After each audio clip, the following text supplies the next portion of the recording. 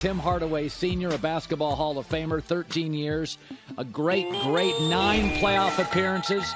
Remember, he was with Miami. He is second only in Heat assists to Dwayne Wade and 3-pointers to Duncan Robinson. So Warriors and Heat are part of his legacy, and Tim Hardaway Sr. is joining us. So, it is interesting with the Warriors is that all year long it's felt like they've been trying to bridge the gap between the young guys, Wiseman, Kuminga, Moody, and the old guys, and then they moved off Wiseman, and they're not playing Kuminga. So they've made a decision. We're going with the old guys. Go back to your career when you have a team that needs an extra day's rest, that is a little older.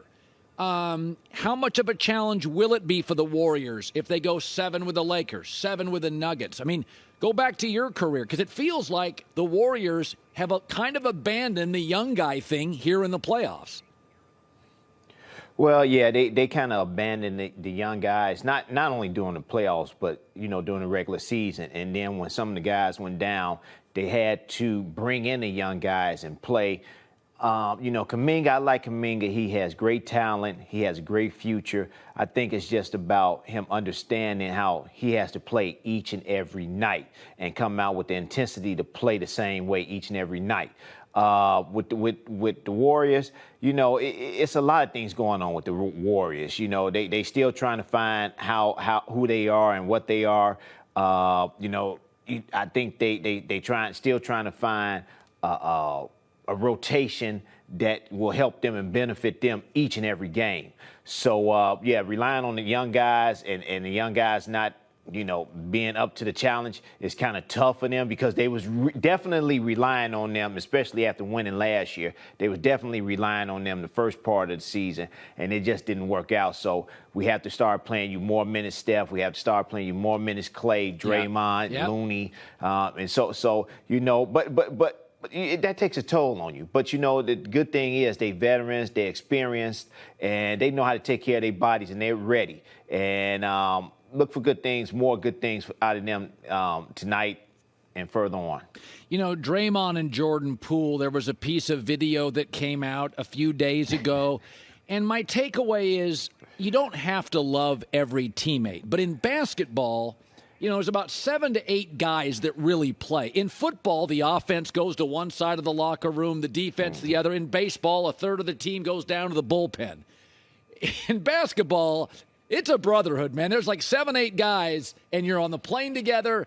You're guarding each other in practice. Did you ever play on a team where chemistry wasn't perfect, but you still won through it?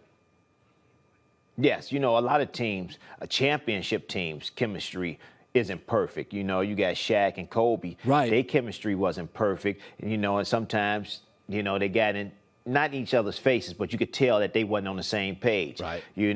With the Chicago Bulls, Michael Jordan, Scottie Pippen, and Dennis Rodman. Dennis Rodman and Scottie Pippen and Jordan, they didn't see eye to eye. So, they had to talk about a lot of things at times, so that happens. That happens. But during the course of the season, you get together, you understand each other. When you get on the court, you like, look, this is what we have to do. Off the court, we don't have to see each other. We don't have to talk to each other. We don't have to mingle with each other. But on the court, we got to be on the same page, and it's about us playing and it's about us winning, and that's what it's about. Nothing else is about us. And if we want to do it, we got to be true to ourselves and come out here and do it. If we don't want to do it, ask for a trade or, do something. But don't come here and mess up our chemistry. But the teams that understands that, like the Golden State Warriors, they understand that they need this chemistry and for it to keep going, and they still have a chance. They still have a chance to win throughout the playoffs and win another championship. But they have to come and let all the other stuff and clutter go out the door and keep it in house. So my buddy Jason loves Jason Tatum, and I've said what I always worry about with the Celtics is I think Jason Tatum is the most talented member of the Celtics, but I don't think he's the most alpha or aggressive. And the other night is a prime example. Like, demand the ball. You can't have fewer shots than Malcolm Brogdon in the fourth quarter. Marcus Smart, your defensive stopper. And it is interesting. I can like Jason Tatum. I always felt like Kobe or Michael. They want the ball. LeBron in his prime. D. Wade. Like there is an alpha. Like, okay, we got a minute and a half left. I'm taking the last 2 shots. Larry Bird. Pippen knew Jordan was the shot taker. I feel with Boston, it's like, I don't know. And I thought, is it a coach thing? Is it a Jason Tatum thing? Where do you point to when you look at the Celtics? They're only .500 this year in close games.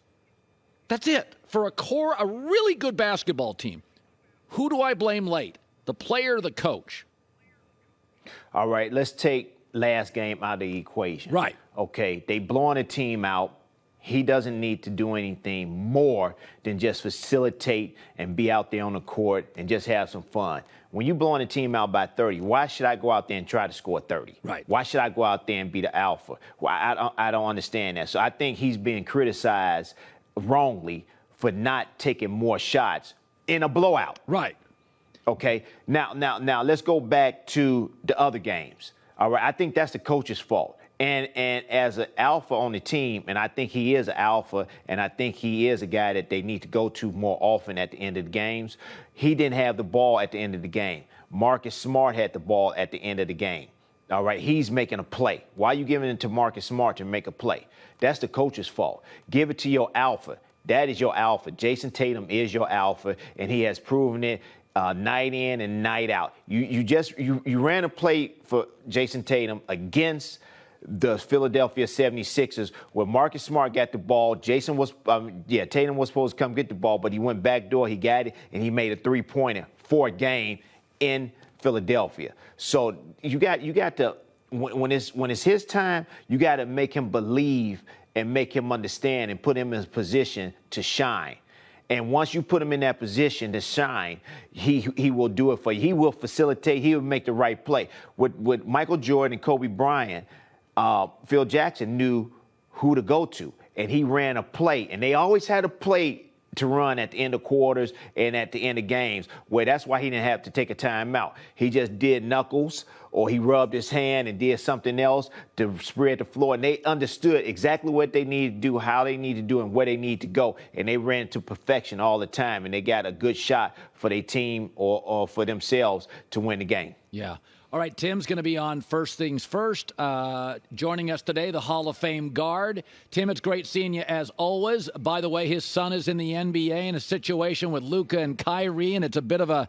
By the way, is a dad watching that, the Luka-Kyrie situation, and your son, are you upset? Like, what do you do when Luka's clearly the focus of the organization? What do you do if you're the Dallas Mavericks with Luka? The Kyrie thing doesn't appear to work. Porzingis didn't work. Brunson wasn't perfect. Is some of this on Luka and not everybody else? I think, as an organization, I will go and talk to Luka and make him understand what we are trying to do as an organization and how he can help us and making this organization work and making the team work and playing better out there on the floor. I think he leads by example by coming to practice, but on the court, he doesn't lead by telling guys where to go, what to do. Come on, guys, we need to focus a little bit more. He says it sometimes, but a leader says it all the time. A leader brings out a guy and say, look, this is what we're not doing. This is where I need you to go. I'm going to throw it to you over here. Go set a pick over there. And I think as a team, they get stagnant at watching Luka go one-on-one so much like James Harden used to do at Houston, instead of running offense to move the defense around and to get better shots for themselves. I think Jason Kidd wants to run more offense. I think he wants to move the ball, get his shooters like Tim Hardaway Jr. and the other guys some good shots, but he can't do it because Luka is dominating the basketball all the time. Yeah. So once Luka understands you have a team, utilize your team and run some plays for them and give them the ball, and that'll make your job much, much, much more easier. And you go out there, and when you need to take over the game, you can, because it'd be a lot easier because everybody be concentrating on these other guys. If I pass to them, they know that they're going to knock down them threes. So you got to trust your teammates, too, in order to go far in this league. Hi, everybody. Thanks for watching. Subscribe here to get the latest from the show. Also, be sure to check out more of the best clips from The Herd or go watch a few segments from other shows on FS1.